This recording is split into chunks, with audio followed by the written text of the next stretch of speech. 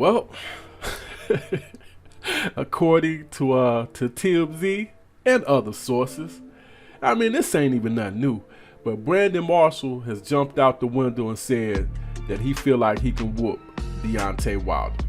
You big dummy, you big dummy, you big dummy, you big cold-blooded dummy. Before we go all in on Brandon, let's see what Brandon had to say first, okay? Let's at least let Brandon be able to explain himself.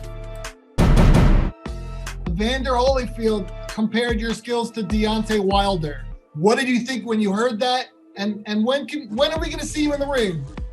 Well, you can't compare me to Deontay Wilder. I'm not Deontay Wilder. Deontay Wilder, obviously, we know him for his power. I mean, he's a freak athlete. But what I would say is I would challenge Deontay Wilder to dive a little deeper into the sweet science. And that's where I think I separate myself from a lot of these heavyweights, is the sweet science. Like, I've been boxing since I was 5 years old, since I was a baby. I know you haven't seen me on pay-per-view. No, I don't have a win under my belt or a loss or a knockout. But at the end of the day, I know how to fight. I know how to box. I know the sweet science. So, I appreciate the champ.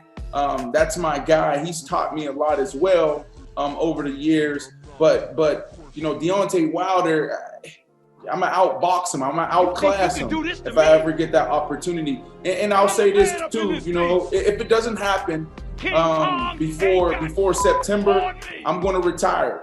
I'm retiring from boxing. I'm retiring before I even, step foot in the ring. So if it doesn't happen, then I'm just going to move on to other things because I'm tired of chasing these guys. Now, what Brandon said was pretty interesting.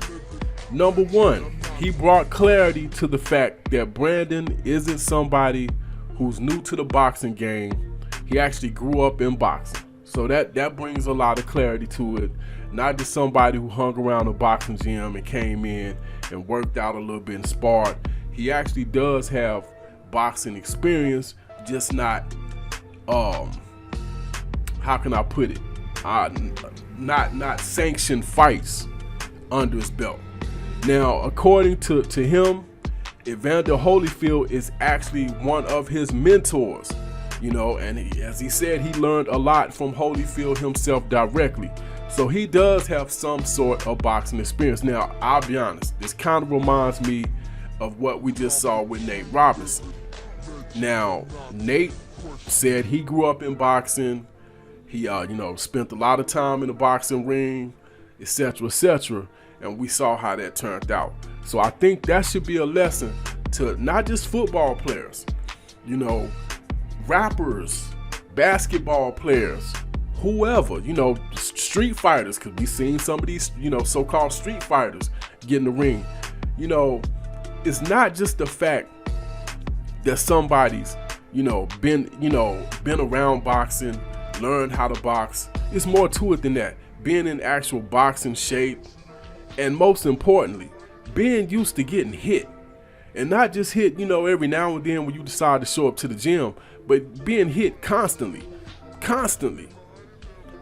That becomes actually a way of life. You're used to being hit.